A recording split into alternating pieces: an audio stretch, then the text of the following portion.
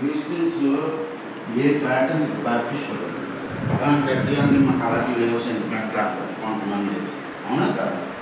అలాంటివి అన్నమాట. మాకు అలా కాదు, అన్నీ ఉంటాం.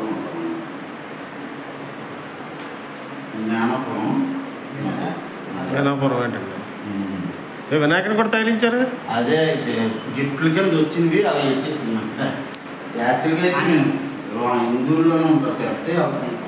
రోమన్ క్యాథలిక్ అంటే అర్థమైపోతుంది కొంతమందికి, బొట్టు గిట్టు అన్నీ పెట్టుకుంటారు.